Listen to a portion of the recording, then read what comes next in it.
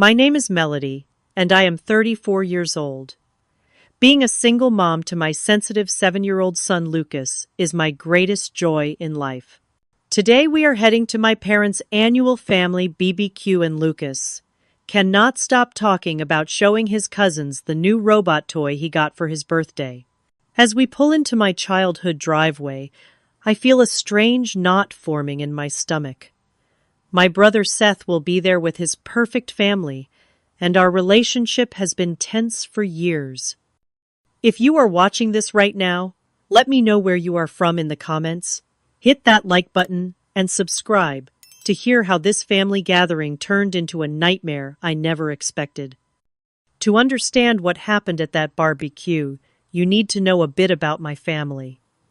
My father Michael is 62 and a former military man who built a successful construction supply company after retiring from service. He has always valued traditional masculinity above all else. Tough, stoic, and unyielding, he raised us with the mentality that showing emotion was a sign of weakness, especially for men. My mother Eleanor, 59, has always been the peacekeeper in our family. Soft-spoken and kind, she often tried to buffer my father's harshness, though rarely standing up to him directly. She loves us deeply, but has spent decades walking on eggshells around my father. Then there is my brother Seth, 38, the golden child. 4 years older than me, Seth followed in our father's footsteps in every way possible. He played football in high school, joined ROTC in college, and now works as a senior manager at our father's company. Seth married his college sweetheart Allison, and they have 2 boys, Jake 10 and Ethan 8. On paper, they have the perfect American family that my father always wanted. I was always the odd one out. While Seth embraced our father's vision of success, I gravitated toward art and creativity. Every drawing I made, every poem I wrote, was met with my father's dismissive comments about how such things would never pay the bills. When I announced I wanted to study illustration in college, my father nearly refused to help with tuition. He only relented after my mother pleaded with him for days.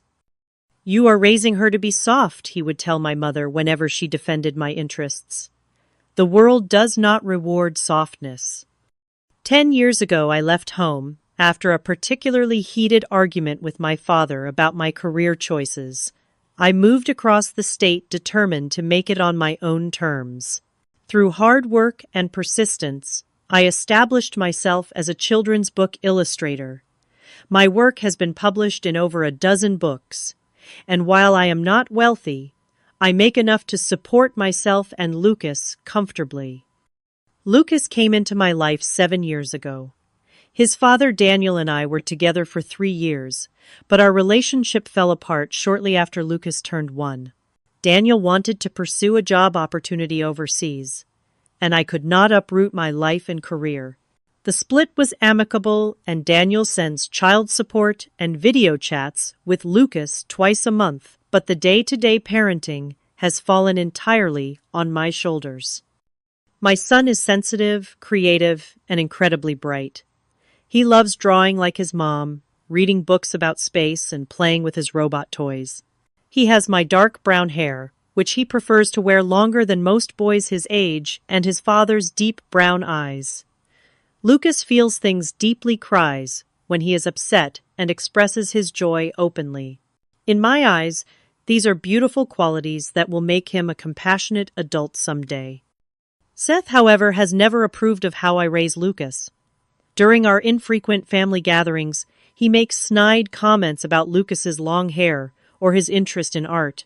"You are raising him to be soft. Just like you," he once said when Lucas cried after falling off a swing. "Boys need to toughen up or the world will eat them alive." These comments are why I have limited our visits over the years. We usually see my parents twice a year, and I try to schedule these visits when Seth and his family are busy. I send birthday cards and Christmas gifts to Jake and Ethan, but our families rarely interact. This year, however, I could not avoid the annual summer BBQ. My mother had undergone treatment for breast cancer earlier in the year. Though she was now in remission, the health scare made me realize I needed to make more of an effort to be present despite the discomfort of dealing with my father and brother. "Please come, Melody," my mother had said over the phone 3 weeks ago. "I miss Lucas so much and the boys ask about him. Family should be together, especially after everything that happened this year." How could I say no to that? So I agreed, promising myself that I would stay positive and not let Seth's comments get under my skin. I explained to Lucas that we would be seeing his cousins and prepared him for the fact that Grandpa and Uncle Seth might say things that seem mean. "They show love differently than we do," I told him, trying to frame their behavior in the most charitable way possible. "Sometimes people think boys should act a certain way, but I want you to know that you are perfect exactly as you are." Lucas nodded, though I could tell he did not fully understand. How could he? At 7, the complex dynamics of toxic masculinity were beyond his comprehension. I just hoped that the day would go smoothly, and that Seth would keep his opinions to himself, at least in front of Lucas. The week before the BBQ, Lucas had received a new robot toy for his birthday. It was an intricate model with movable parts and LED lights that he had been saving up his allowance for months to buy. When it finally arrived, he spent hours playing with it, creating stories and adventures. It quickly became his most prized possession, and he was excited to show it to his cousins. "Do you think Jake and Ethan will like my robot?" he asked, as he carefully placed it in his backpack the morning of the BBQ. "I am sure they will," I said, hoping I was right. The age gap between Lucas and his cousins was not huge, but I knew from previous encounters that Jake and Ethan had already absorbed much of their father's attitude toward what constituted acceptable boy behavior. As we pulled into my parents' driveway that fateful Saturday, I took a deep breath and reminded myself why we were there. My mother needed this family time, and I was determined to make it work, no matter what snide remarks Seth might make. Little did I know that this family gathering would change our relationships forever in ways I never could have anticipated. The smell of charcoal and grilled meat filled the air as Lucas and I walked through the side gate into my parents' backyard. My father had always taken pride in his grilling skills, and the annual summer BBQ was his chance to show them off. The patio was decorated with string lights and American flag bunting, just as it had been every summer since I was a child. Grandma Lucas shouted, spotting my mother arranging plates on the outdoor table. He ran to her, his backpack bouncing against his small frame. My mother looked up, her face lighting up with joy. "Lucas, my goodness, you have grown so much." She knelt down to embrace him, her frame thinner than I remembered from our Christmas visit. The cancer treatments had taken a toll, though her smile remained as warm as ever. I followed behind, giving my mother a tight hug. "You look good, Mom," I said, meaning it. There was more color in her cheeks than I had seen in the photos she sent during her treatment. "I feel good," she assured me, keeping one arm around Lucas. "Better now that you two are here." Lucas unzipped his backpack excitedly. "Grandma, look what I got for my birthday." It is a Quantum Defender robot. It can move its arms and legs, and the eyes light up. My mother admired the toy with appropriate enthusiasm, asking Lucas questions about its features. I glanced around the yard, spotting my father at the grill, beer in hand, talking to Seth. They had not noticed our arrival yet, and I felt a momentary relief at the brief reprieve. That relief was short-lived. Jake and Ethan came tearing around the corner of the house, chasing each other with water guns. They skidded to a halt when they saw us. "Aunt Melody," Jake, the older one, called out. His voice had a note of surprise, as if he had not expected us to actually show up. "Hey guys," I waved, putting on my best smile. "You remember your cousin Lucas, right?" The boys approached cautiously. The last time they had all been together was almost 2 years ago. Jake, now 10, had grown considerably taller, with the same square jaw as his father. 8-year-old Ethan was still pudgy-faced, but had Seth's confident stance. Lucas, suddenly shy, clutched his robot closer to his chest. "What is that?" Ethan pointed at the toy. Lucas perked up at the interest. "It is my new Quantum Defender robot. Want to see how it works?" Before the boys could respond, Seth's voice boomed across the yard. "Well, look who finally decided to grace us with her presence." I turned to see my brother approaching his wife Allison trailing behind him. Seth looked exactly as he always did. Polo shirt tucked into khaki shorts, expensive sunglasses perched on top of his close-cropped hair. Success and privilege radiated from him like heat from the grill. "Hi, Seth," I forced a smile. "Allison, good to see you both." Seth clapped a hand on Lucas's shoulder, hard enough to make him stumble slightly. "And here is the little artist, still growing out that hair, huh? From behind, I almost mistook you for a girl." I felt my jaw tighten, but kept my smile fixed in place. "Lucas likes his hair this way." "How are you doing, Seth? Business?" "Good." "Cannot complain," Seth replied with the smugness of someone who has never had to struggle. "Dad just put me in charge of the Westfield development project. Biggest deal the company has landed in years." "That is great," I said genuinely, trying to be positive. "Congratulations." My father finally noticed us and made his way over, spatula still in hand. At 62, Michael Warner still maintained the rigid posture of his military days.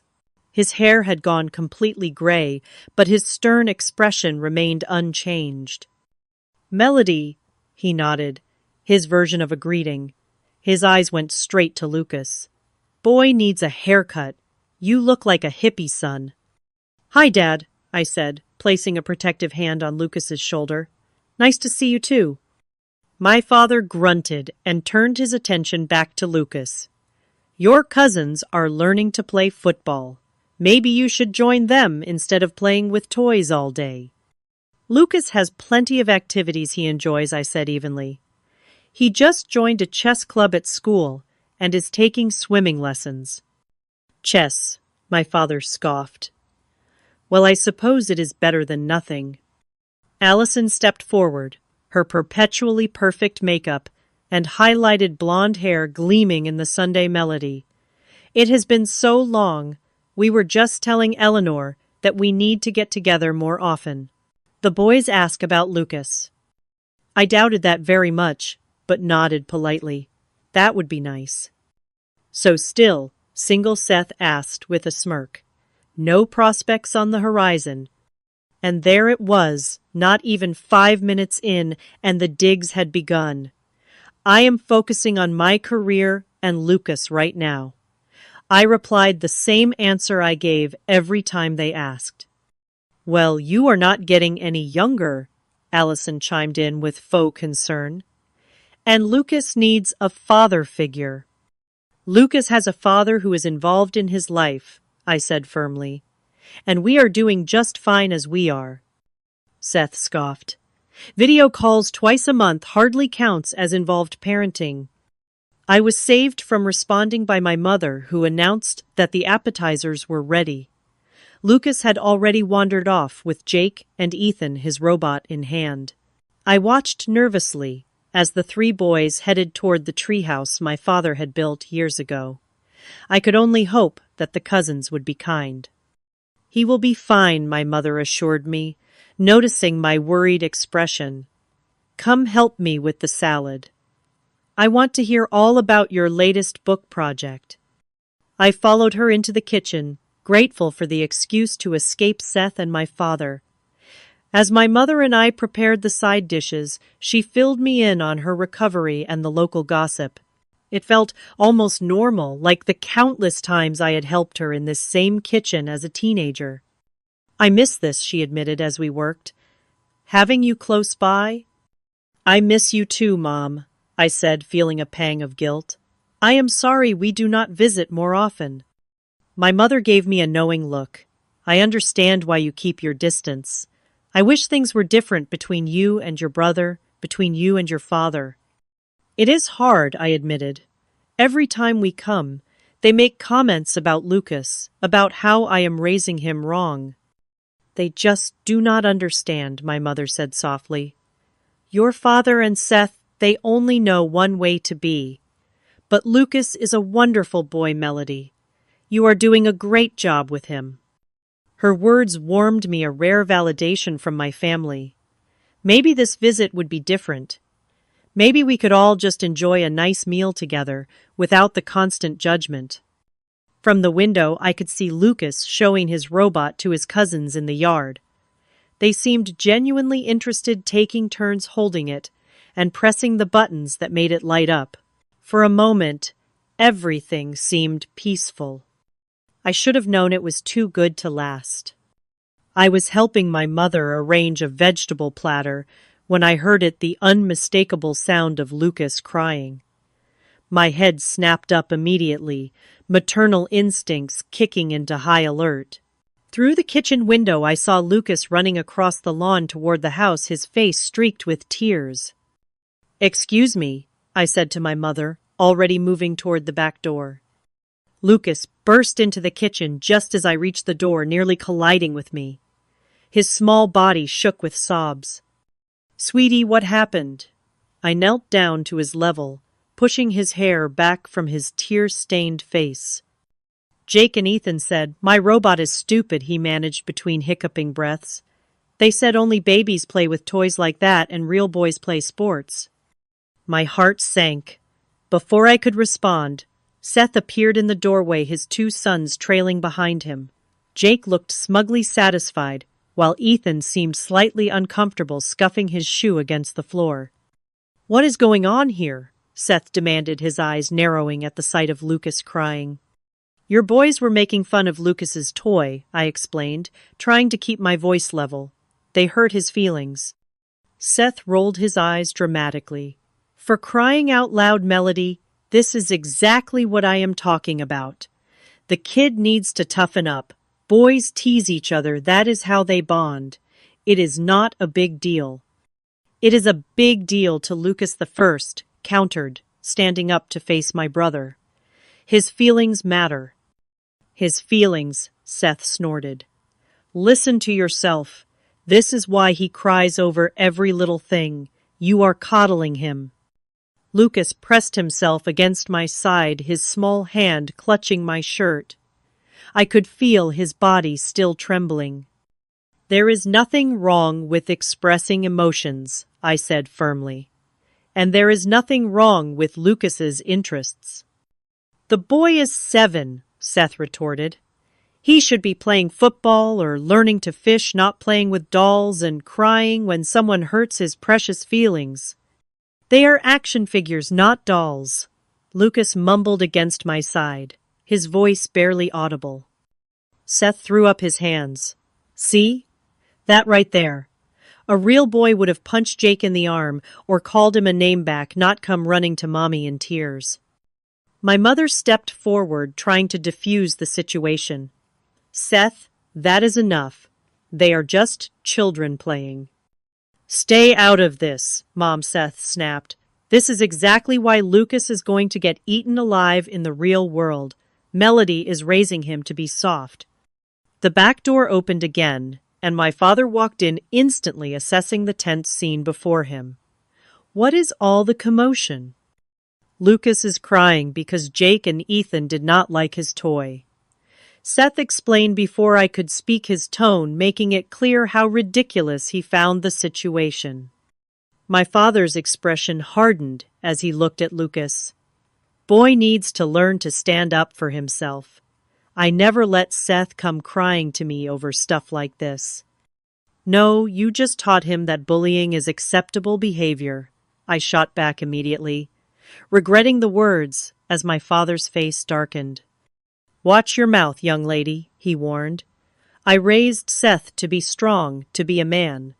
And look at him now. Successful, respected, providing well for his family. That is what a man does." The implication was clear. Unlike Daniel, who had chosen his career over his family. Unlike me, who had failed to maintain a relationship and was raising our son alone. Allison appeared next, completing the audience for this family drama. "What is happening?" "Nothing," Seth said dismissively. "Just Melody being overprotective as usual." "I am not being overprotective," I countered. "I am teaching Lucas that his feelings are valid and that it is not okay for others to make fun of the things he loves." "That is the real world," Melody, Seth argued. "The sooner he learns that, the better off he will be. You think his classmates are not going to make fun of his long hair or his robot toys. You are setting him up for failure." Lucas tugged at my shirt, his eyes pleading. "Can I go play somewhere else, Mom, please?" My heart broke at the resignation in his voice, at how quickly he wanted to retreat from this conflict. "Of course, sweetie. Why do not you go read your book in the living room for a while? I will come check on you soon." Lucas nodded gratefully and slipped away, keeping his head down as he passed his cousins. Jake stuck out his tongue when the adults were not looking, but I caught it. I bit my tongue, deciding to address it later rather than escalate the situation further. Once Lucas was out of earshot, I turned back to my brother. "You have no right to undermine my parenting, Seth, especially not in front of Lucas." "Someone needs to counterbalance all that sensitivity garbage you are filling his head with," Seth retorted. "He is going to get destroyed in middle school if he keeps acting like that." "Like what I demanded. Like a compassionate human being who has interests and feelings." "Like a crybaby," Seth said bluntly. I felt my mother's hand on my arm, a silent plea for peace. "Let us all take a breath," she suggested. "The food is almost ready, and this is supposed to be a nice family gathering." My father shook his head. "Eleanor, you always let Melody get away with this nonsense. That is why the boy is the way he is now." "The way he is," I repeated incredulously. "Lucas is creative, kind, and thoughtful. Those are qualities to be proud of, not ashamed of." "He needs balance," my father insisted. "Sports competition, learning to take a hit without crying about it." I took a deep breath, knowing this was a fight I could not win. "Not here, not now. I am going to check on Lucas. Let me know when the food is ready." As I turned to leave, Seth called after me. "Running away again. Melody, that is your solution. To everything is not it." I ignored him and walked out, focusing on finding Lucas and making sure he was okay. This was why I had kept my distance all these years. Nothing had changed, and nothing would change. In the living room, I found Lucas curled up on the couch with his book about space, his favorite topic besides robots. He looked up when I entered, his eyes still red from crying. "Are you okay, buddy?" I asked, sitting beside him. He nodded unconvincingly. "Why does Uncle Seth not like me?" The question pierced my heart. "Oh, sweetie, it is not about not liking you. Uncle Seth just has different ideas about how boys should behave. But there is nothing wrong with who you are or what you like." "Jake said only sissies play with robots instead of sports equipment," Lucas said quietly. "Jake is just repeating what he has heard from his dad," I explained. "But there are lots of different ways to be a boy, and all of them are okay." Lucas seemed to consider this, his small brow furrowed in thought. "Can we go home soon?"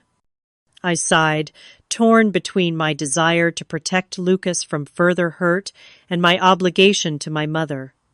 "We will stay for lunch, then we can go, if you still want to." "Okay. Grandma has been looking forward to seeing you." Lucas nodded bravely, and I gave him a tight hug, wishing I could shield him from the narrow-minded attitudes of my father and brother. When I returned to the kitchen to help my mother finish preparing the meal, I found her alone, looking stressed. "I am sorry about all that," she said quietly. Seth has been under a lot of pressure at work lately. He does not mean to be so harsh. Yes, he does, Mom, I replied, keeping my voice low. He has always been this way. Dad made him this way. My mother sighed, her shoulders slumping slightly. I worry about Jake and Ethan sometimes, she admitted, surprising me. The way Seth pushes them, especially Jake. It reminds me of how your father was with Seth at that age. Have you ever said anything to him about it? I asked. She shook her head. He would not listen to me. You know how he is. He thinks I am too soft, just like your father does. I helped her carry the salads outside, where my father was announcing that the meat was ready. Seth and Allison were setting up the children's table for the boys, and I noticed with a sinking feeling that Lucas would be expected to sit with his cousins rather than with me. Maybe this time will be different, my mother whispered hopefully as we arranged the food on the table. I wished I could share her optimism, but the knot in my stomach was only getting tighter. Something told me the worst was yet to come. After we all sat down to eat, things seemed to calm down slightly. Lucas sat quietly at the kids' table, picking at his food, while Jake and Ethan wolfed down their hamburgers. The adult conversation stayed on safer topics: my mother's garden, my father's golf game, Seth's upcoming business trip. I shared news about my latest illustration project, and to my surprise, even my father asked a question or two about it. When Lucas finished eating, he asked if he could go play. I hesitated, not wanting him to be alone with his cousins after what had happened earlier. But my mother encouraged me to let the boys work things out themselves. They need to learn to get along, she said gently, and they are just in the backyard where we can see them. Reluctantly, I agreed, watching as Lucas retrieved his robot from his backpack and headed toward the treehouse with Jake and Ethan. For a while, everything seemed fine.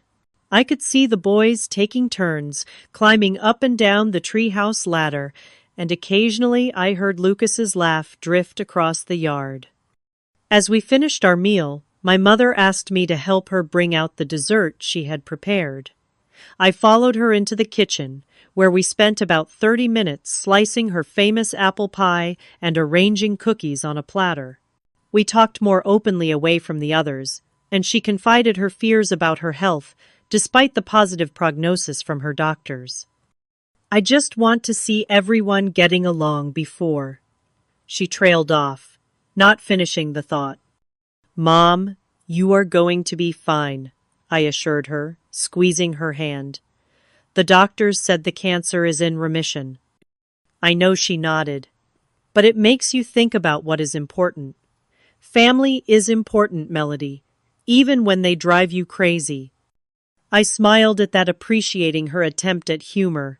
I know, Mom. I am trying. When we returned to the patio with the desserts, I realized I did not see Lucas anywhere. The treehouse appeared empty, and neither Jake nor Ethan were in sight either. Where are the boys? I asked, setting down the pie. Seth shrugged. Probably playing somewhere. They are fine. But the uneasy feeling in my stomach would not subside. I am going to check on them, I said, stepping away from the table. I searched the yard first, checking the treehouse, behind the shed, and the side yard where my father kept his gardening supplies. No sign of the boys. I went back into the house, checking the living room where Lucas had been reading earlier. Then the den, the bathroom, and even my old bedroom upstairs. Still nothing. A sense of panic began to rise in my chest as I headed back to the patio. I cannot find them anywhere, I told the others, trying to keep the worry from my voice. Oh, for Pete's sake, Melody. Seth rolled his eyes. They are probably just playing hide and seek or something. Stop being so paranoid. Just then, I heard something that made my blood run cold: laughter, coming from the far corner of the yard near the fire pit my father used for the BBQ. It was not the innocent laughter of children playing. It had a cruel edge to it that I recognized all too well from my own childhood when Seth and his friends would torment me. I hurried toward the sound, rounding the corner of the garden shed, to find Seth standing by the fire pit with Jake and Ethan. All three were looking down at the flames, grinning. And there, a few yards away, under the old oak tree, was Lucas, tears streaming down his face, his small body shaking with silent sobs. "What is going on here?" I demanded, rushing to Lucas and kneeling beside him. "Sweetie, what happened?" Lucas could not speak through his tears, pointing instead at the fire pit. I looked more closely at what Seth and the boys were laughing at, and my heart stopped. There among the coals were the unmistakable melting plastic parts of Lucas's beloved robot toy. The once colorful limbs were now blackened and twisted, the LED eyes extinguished forever. "What did you do?" I whispered, looking up at Seth in horror. My brother smirked, completely unapologetic, teaching the boy a valuable lesson about the real world. Toys get broken, feelings get hurt. Better he learns it now in a safe environment than from the school bullies. "You burned his toy." I could barely get the words out, rage and disbelief competing for dominance in my mind. His birthday present that he saved up for? Jake snickered. He was being a baby about it earlier, so Dad said we should show him what happens to baby toys. "We took it when he went to the bathroom," Ethan added, though he at least had the decency to look somewhat ashamed. I stood up slowly, my hands shaking with anger. "Seth, what is wrong with you? What kind of lesson is this supposed to teach? That it is okay to destroy someone else's property? That it is okay to be cruel?" Seth crossed his arms defensively. "The kid needs to toughen up, Melody. This whole sensitive artist routine might work in your little bubble, but the real world is harsh. I am doing him a favor." "A favor," I repeated incredulously. "You think traumatizing a 7-year-old child is doing him a favor?" "Traumatizing God. Listen to yourself," Seth scoffed. "It is a toy, a piece of plastic. If he is this upset over a toy, how is he going to handle actual problems when he grows up?" By now, the commotion had drawn my parents and Allison to the fire pit. My father surveyed the scene with a frown. "What is all this fuss about?" he demanded. "Seth burned Lucas's robot toy," I explained, my voice trembling with rage, "the one he got for his birthday. He had the boys take it when Lucas was not looking." My father looked from the fire to Lucas, who was still crying softly. For a moment, I thought I saw a flash of disapproval cross his face, but it was quickly replaced by his usual stern expression. "It is just a toy," he said dismissively. "Boy needs to learn that material things do not matter." "That is not the point," I exploded.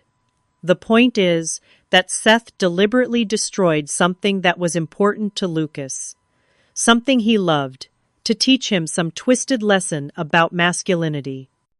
Allison stepped forward, her perfect mom persona firmly in place. "Melody, I think you are overreacting. I am sure Seth was just trying to help Lucas develop resilience. Parenting is about preparing children for the real world." "This is not parenting," I shot back. "This is bullying. And you are all enabling it." Lucas tugged at my shirt, his voice small but determined. "Mom, they always do stuff like this. Last time we visited, Jake pushed me off the swing when you were not looking, and Uncle Seth just laughed and said I should push back." I stared at Seth, a new level of anger burning inside me. "Is that true? You encouraged your son to hurt mine, and then mocked him for being hurt?" Seth shrugged, not even bothering to deny it. "Boys, rough house. It is normal. The abnormal thing is how you freak out over every little scratch and tear.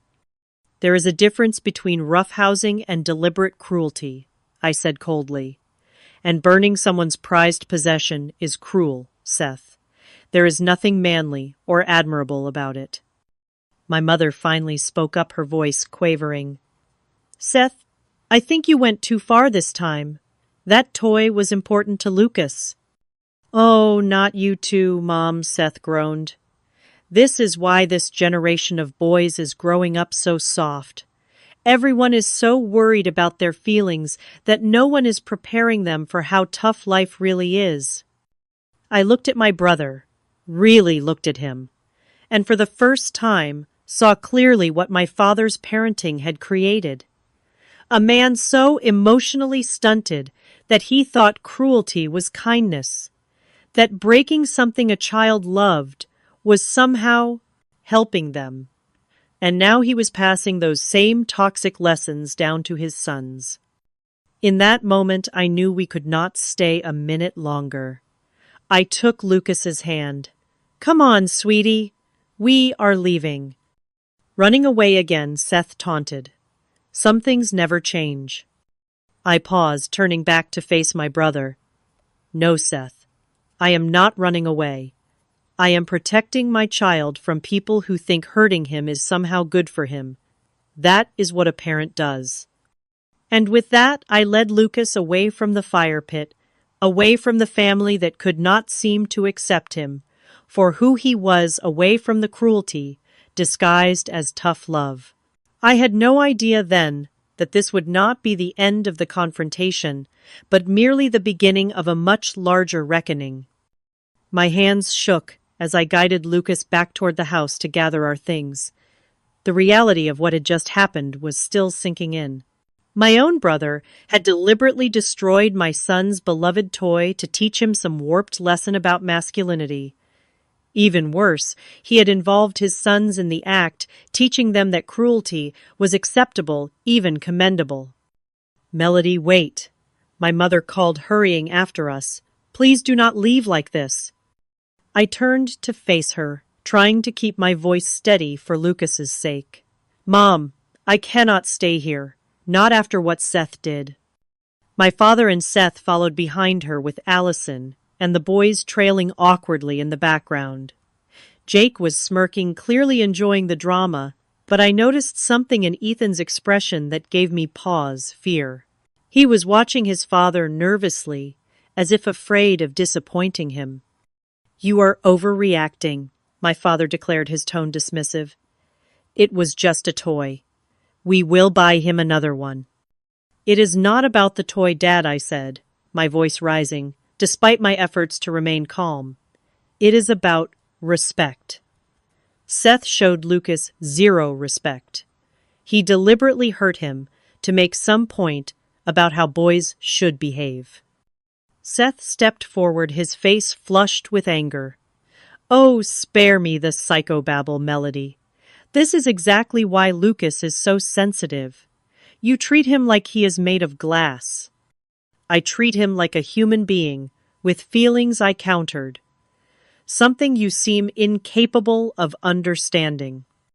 Feelings, Seth scoffed.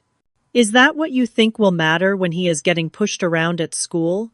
When he is passed over for promotions because he cannot handle tough feedback, when his wife leaves him because he is not man enough to provide for his family? The last comment was a direct jab at my situation with Daniel, and it hit its mark. I felt a flash of white-hot anger surge through me. Is that what happened with the Henderson account, Seth? I shot back, referencing a major client I knew his company had recently lost. Did they leave because you were not man enough to keep them? Seth's face contorted with rage. You know nothing about my business. And you know nothing about raising a compassionate human being, I retorted. Look at your sons, Seth. Really look at them. Jake is turning into a bully who enjoys hurting others, and Ethan is terrified of disappointing you. Is that really the legacy you want to leave? Do not you dare criticize my parenting, Seth snarled, taking a step toward me. At least my sons have a father figure in their lives. What does Lucas have? A mother who coddles him and a father who chose his career over his family. Daniel and I made a mutual decision, I said, through gritted teeth. And he is still involved in Lucas's life, even from a distance. He respects Lucas for who he is, which is more than I can say for his uncle. Respect, Seth laughed bitterly. The boy needs guidance, not respect. He needs someone to show him how to be a man, not encourage him to play with dolls and cry over every little thing. They are not dolls, Lucas suddenly shouted, his small voice surprisingly strong despite his tears. They are action figures, and you burned mine because you are mean. The yard fell silent.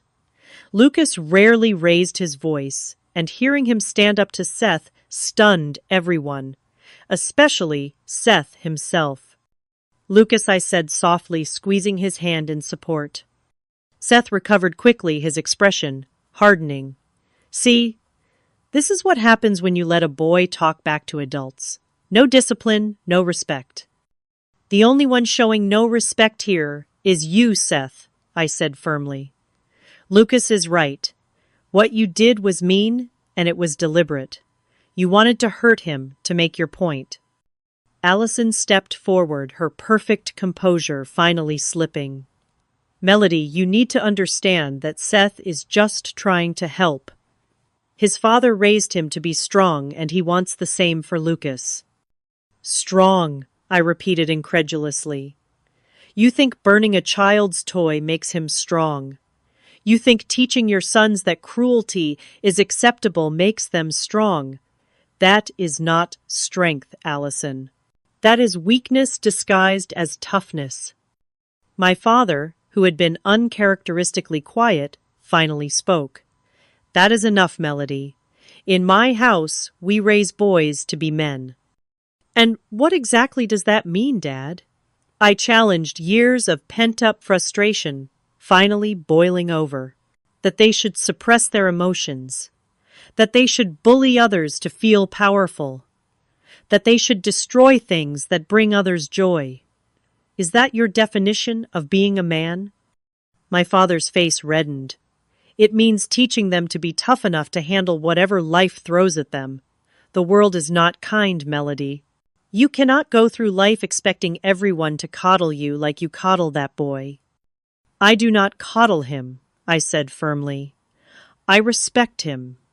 I teach him to be kind, to be thoughtful, to stand up for himself and others in constructive ways, not by hurting people or breaking their things.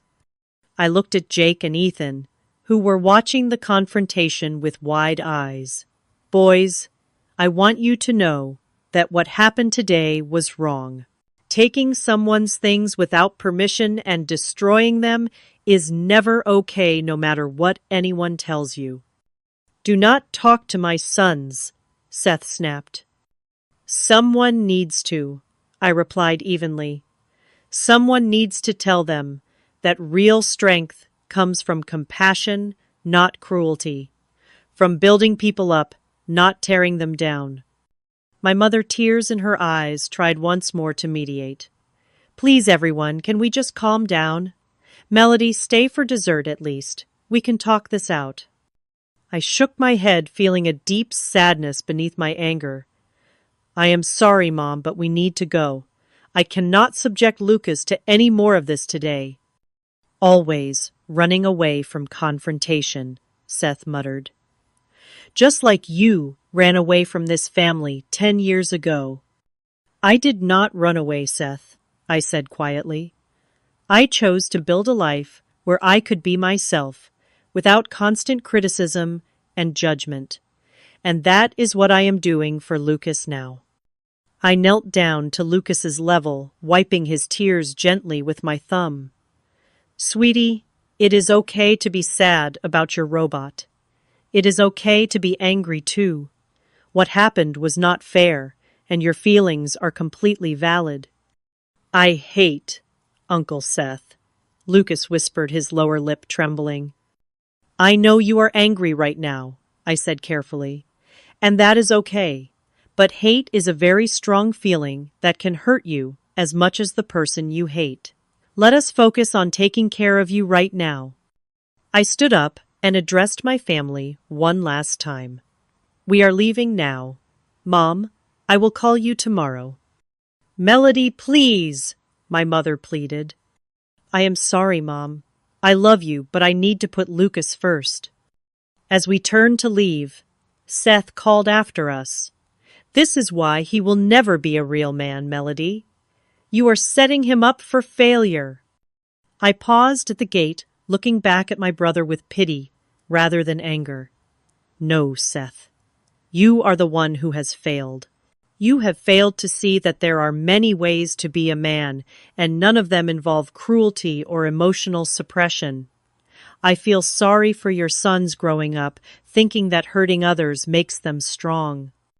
And with that, I led Lucas to the car, helped him buckle his seatbelt, and drove away from my childhood home, leaving behind the toxic masculinity that had poisoned my family for generations. As we pulled onto the main road, Lucas looked up at me with tear-stained cheeks. Mom, are we ever going back? I sighed, uncertain how to answer. I do not know, sweetie, but I do know that no one has the right to make you feel bad about who you are or what you like. Not even family. Lucas nodded solemnly, and we drove home in silence, both processing the painful events of the day. Little did I know that this was not the end of the confrontation, but merely a prelude to an even more revealing encounter the next day. Lucas and I spent the evening after the disastrous barbecue processing what had happened. We ordered his favorite pizza, watched a movie about space explorers, and talked openly about the events of the day. Lucas was still upset about losing his robot, which was understandable. It had been his prized possession, purchased with his own saved allowance money. Why does Uncle Seth not like robots? Lucas asked, as we sat on the couch after the movie ended. And why does he not like that I like them? I chose my words carefully, wanting to be honest, without demonizing my brother entirely. Uncle Seth has very specific ideas about what boys should and should not like. He thinks boys should only enjoy sports and rough play, not creative things like art or imaginative toys. But why Lucas persisted, his brow furrowed in genuine confusion. Because that is how Grandpa raised him, I explained. Some people believe that boys and girls should act certain ways and like certain things. But I believe that everyone should be free to like whatever makes them happy, as long as they are not hurting anyone. Lucas thought about this for a moment. Jake and Ethan only like sports and fighting games. They said my robot was for babies. And how did that make you feel? I asked. Bad, Lucas admitted, but also confused. Because my friend Max at school loves robots too, and he is really good at football. He says you can like both. I smiled, grateful for Lucas's wise little friend. Max is right. You can absolutely like both or neither, or anything in between. There are no rules about what boys or girls have to like. Before bed, Lucas asked if we could draw a picture of his robot together, so I will not forget what it looked like. My heart broke all over again at this request, but I sat with him at the kitchen table and we recreated his quantum defender in vibrant colored pencil. When we finished, Lucas studied the drawing with satisfaction. It is not the same as having my robot, he said quietly, but I like that we made it together. After I tucked Lucas into bed, I called my mother to check in. She was upset about how things had ended, but understood why we had left. Seth went too far, she admitted, which was significant coming from her. Your father and I talked to him after you left. And I prompted, not expecting much. He still thinks he was doing the right thing, she sighed. But Allison seemed uncomfortable with the whole situation. She took the boys home early. We talked a bit more, and I promised to bring Lucas to visit her separately sometime soon. I did not mention my brother or father again, and neither did she. The next morning was Sunday. Lucas slept in, emotionally exhausted from the previous day's events. I was sitting at the kitchen table with my coffee sketching ideas for my current book project when there was a knock at the door. I opened it to find my father standing on the porch, looking uncomfortable and out of place in his pressed khaki pants and polo shirt. This was unprecedented. In the 10 years since I had moved out, my father had never once visited my home. "Dad," I said, unable to hide my surprise, "what are you doing here?" "Can I come in?" he asked gruffly, not quite meeting my eyes. I hesitated, then stepped aside to let him enter. "Lucas is still sleeping. If you have come to lecture me about yesterday, I am not interested."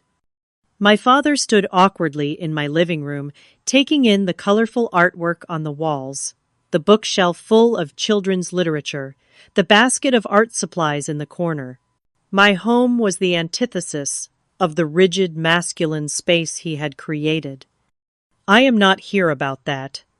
"Not exactly," he said, clearing his throat. "I need to talk to you about Seth." I crossed my arms, instantly wary. "What about him?"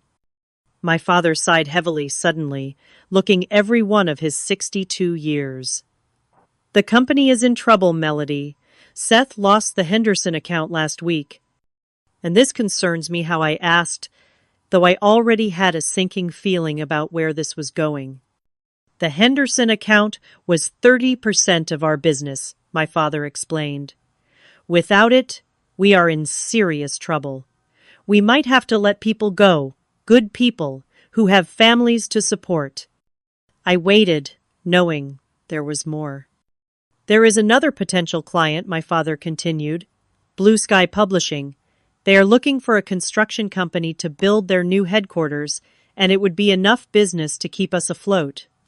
The name struck me like a physical blow. Blue Sky Publishing was the company I had been illustrating children's books for over the past 5 years. They were my main client, and the editors there had become friends as well as colleagues. "What does this have to do with me?" I asked, though I already knew the answer. My father had the grace to look slightly ashamed. "They mentioned you when they contacted us for a bid.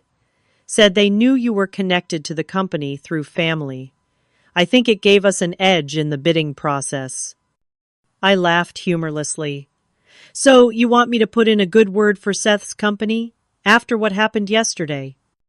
"This is business, Melody," my father said firmly. "Personal issues should not interfere with business." "Personal issues," I repeated incredulously. Dad Seth deliberately destroyed Lucas's toy to teach him some warped lesson about masculinity. He humiliated my son. And now you want me to help him.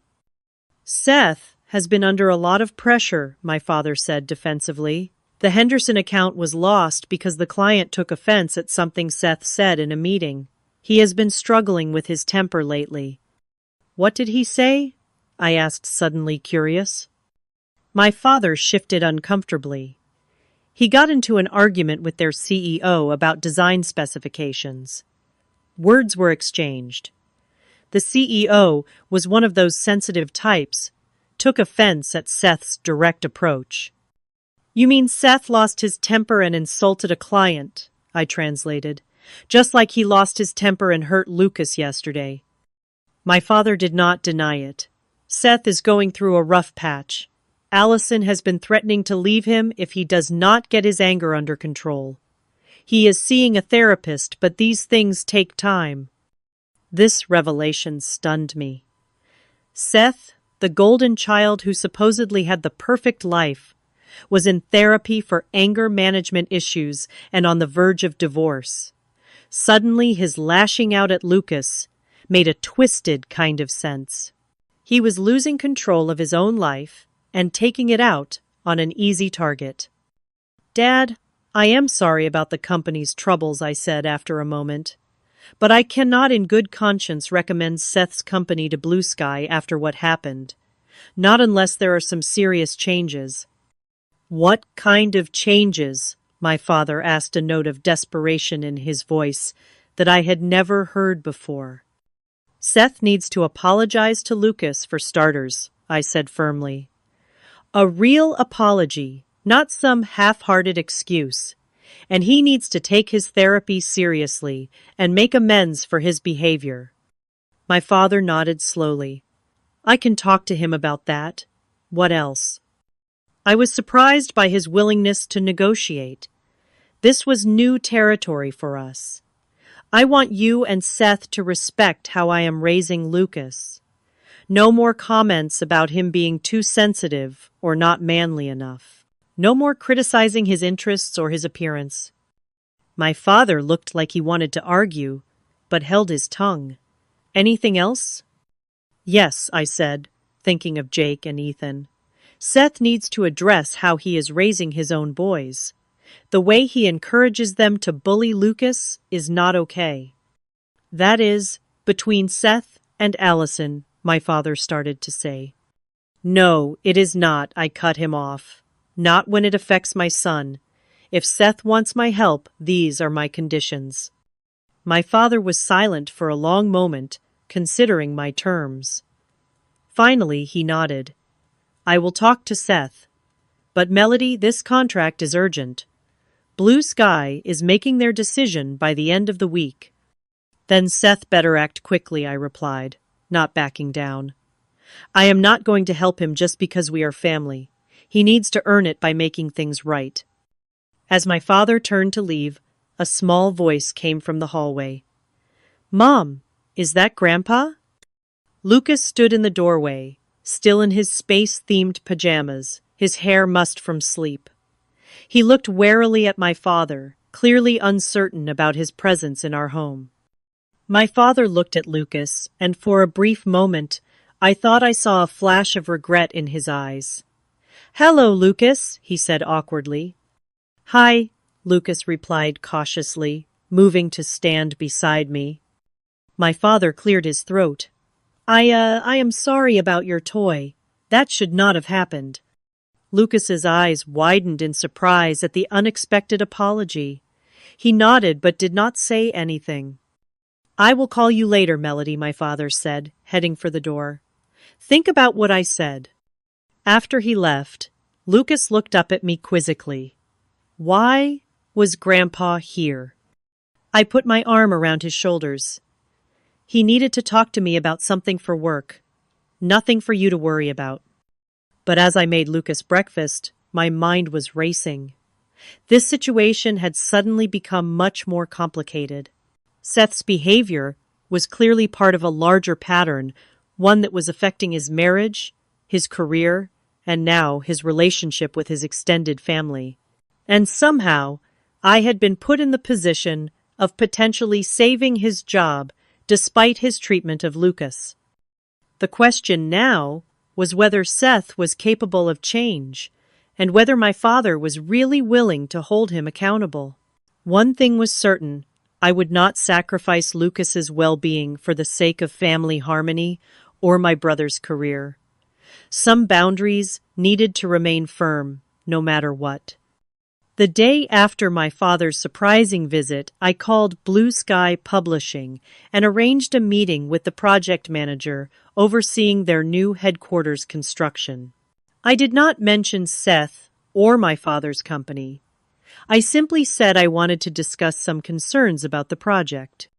Meanwhile, I texted Seth directly. We need to talk. Meet me at Riverside Coffee tomorrow at 10 a.m. I half expected him to ignore me or respond with sarcasm, but to my surprise, he simply replied, I will be there. Lucas was at school when I met with Seth the next day.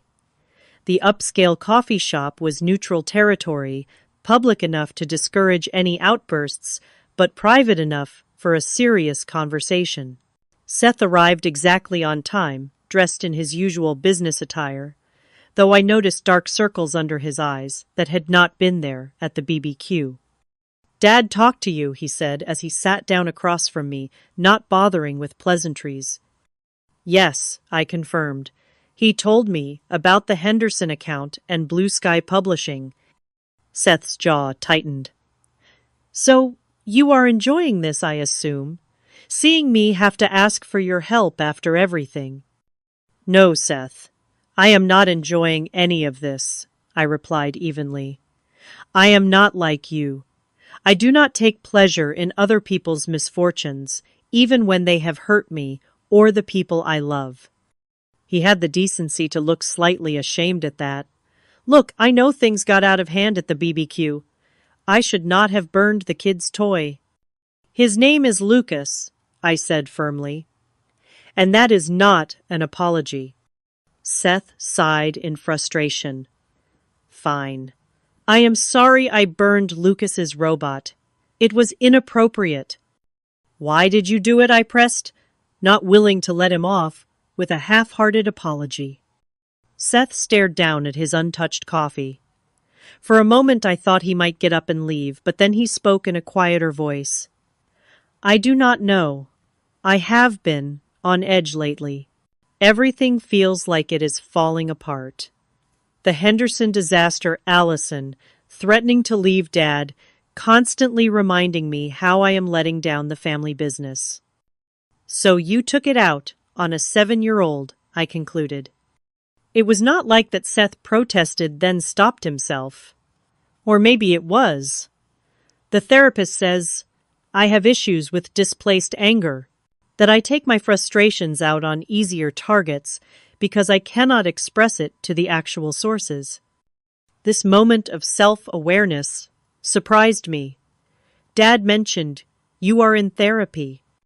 Seth nodded reluctantly. Allison's ultimatum, get help or she takes the boys and leaves. After I threw a chair during an argument last month, she said she would not let the boys grow up, thinking that was normal behavior. I absorbed this information, seeing my brother in a new light. Not excusing his behavior, but understanding it better. The therapy seems to be helping, at least with self-awareness. It is hard, Seth admitted. Unlearning everything Dad taught us about how men should handle emotions. Turns out punching walls and yelling is not actually healthy coping. I almost smiled at that. Who would have thought? A brief, tentative moment of connection passed between us, something I had not felt with my brother in years. But I could not forget why we were here.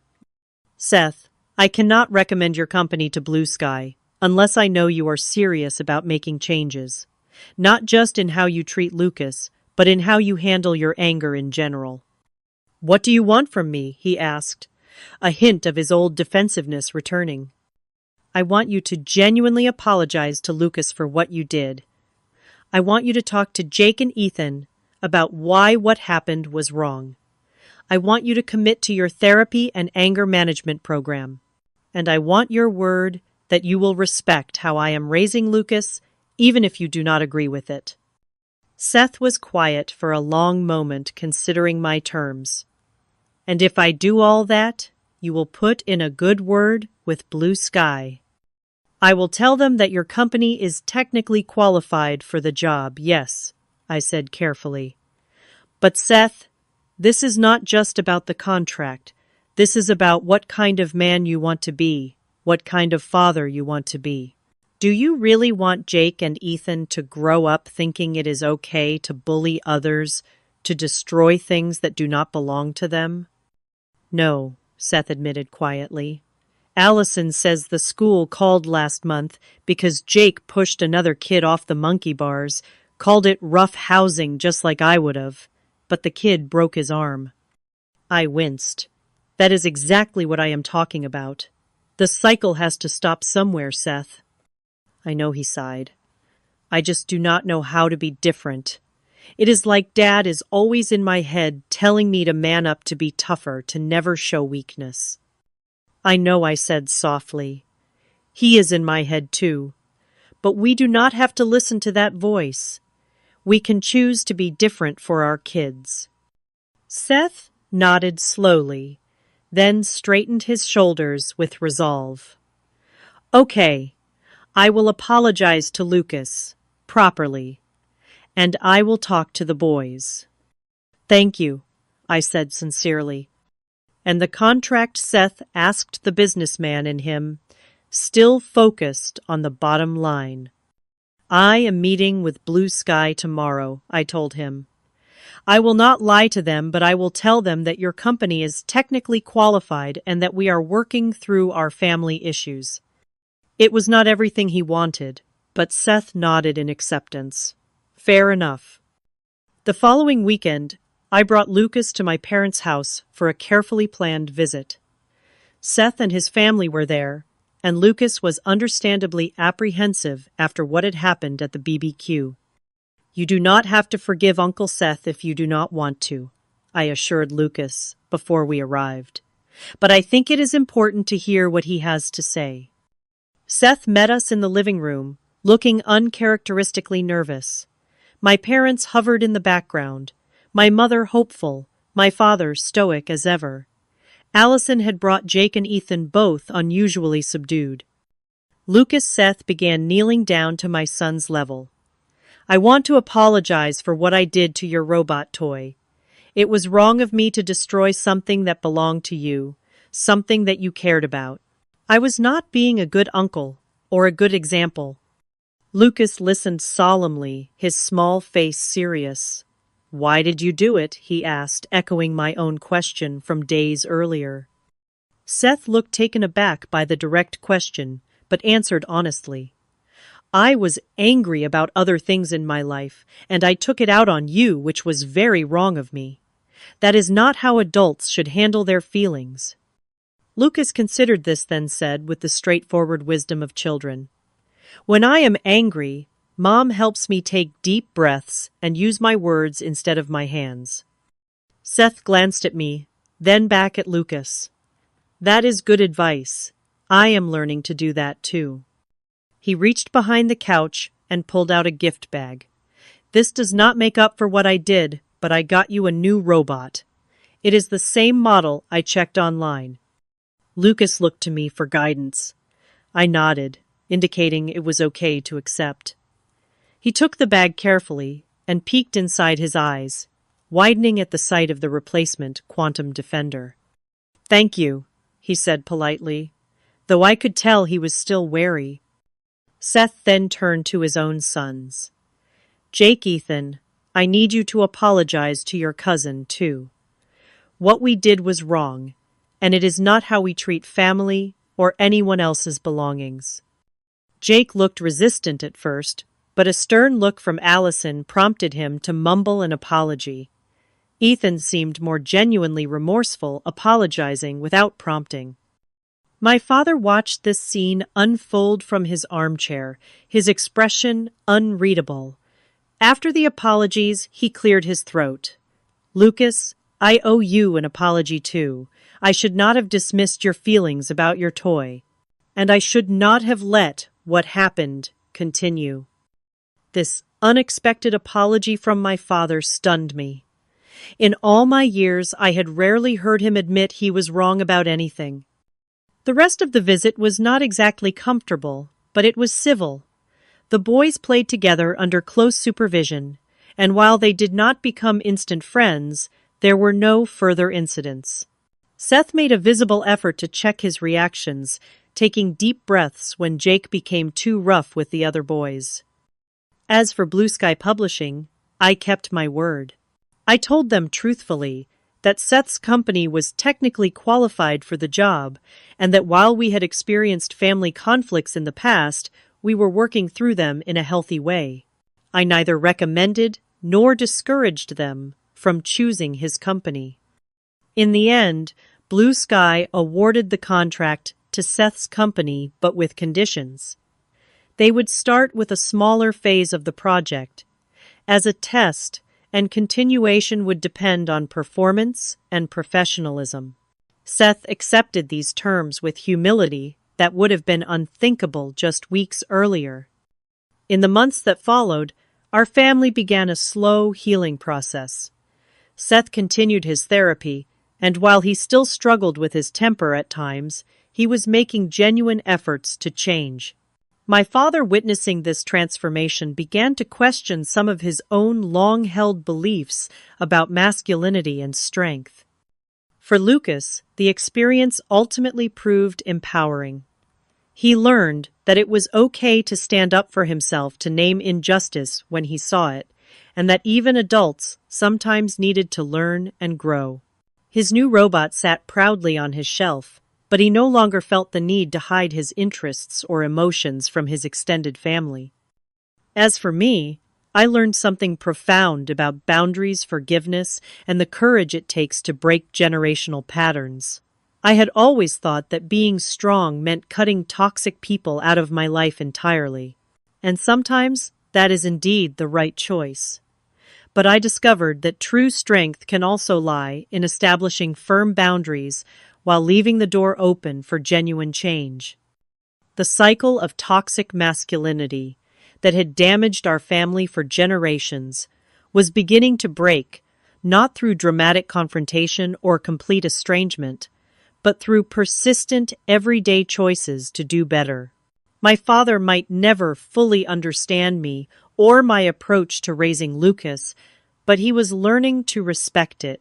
Seth might never be the warm, emotionally available brother I would have chosen, but he was learning to control his worst impulses and to parent his sons with more awareness.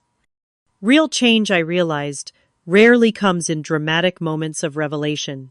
It comes in small, consistent choices, Seth taking a time out, when he feels his anger rising, Jake learning to ask before touching others' belongings, my father biting his tongue when he wants to tell Lucas to man up.